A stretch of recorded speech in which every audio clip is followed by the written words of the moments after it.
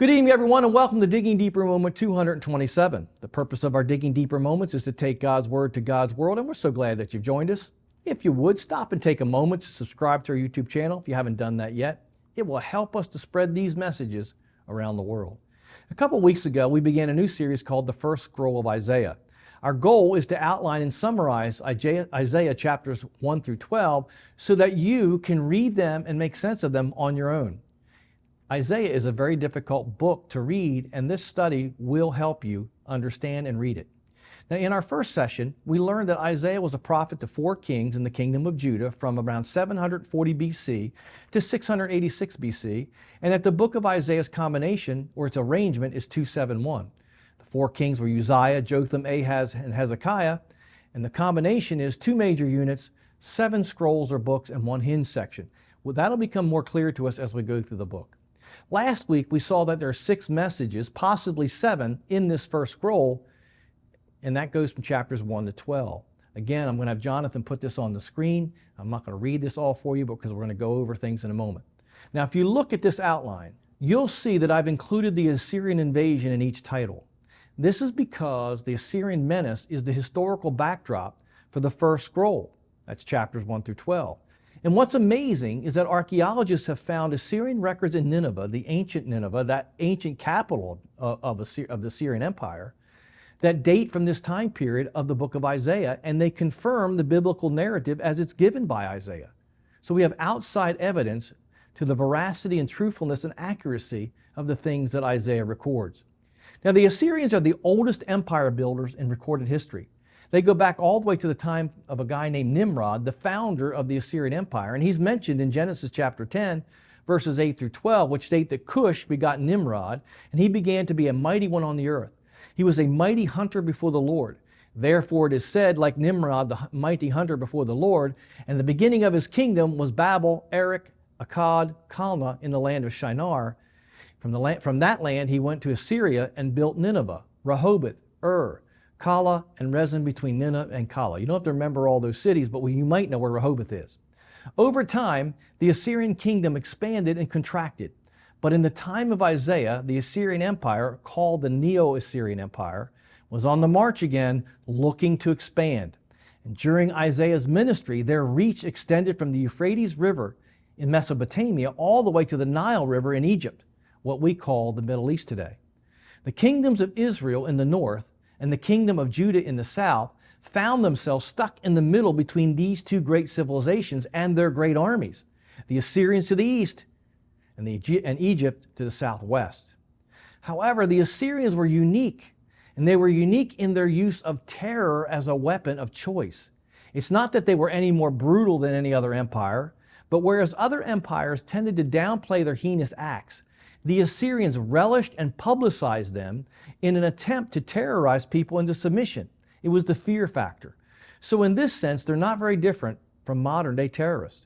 And so the book of Isaiah is very relevant to us today because just as we are experiencing war and terrorism in the Middle East, Isaiah lived in a time of war and terrorism in the Middle East in his day.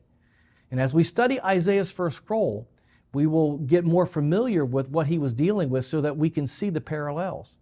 As we study Isaiah's first scroll, we have to distinguish between 3 different Assyrian excursions into the land of Israel, something called the Levant today.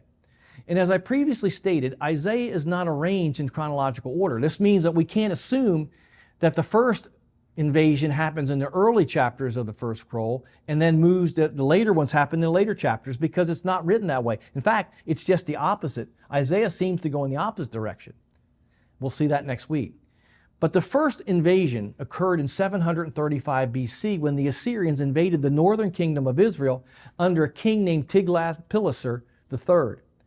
Ahaz was the king of Judah. 2 Kings chapter 15:29 says, in the days of Pekah, king of Israel, Tiglath-Pileser, king of Assyria, came and took Ijon, Abel-Beth, Ma'ach, Jonah, I'm not pronouncing these right, but we're close, Kedes, Hazor, Gilead, and Galilee, all the land of Naphtali, and he carried them away captive.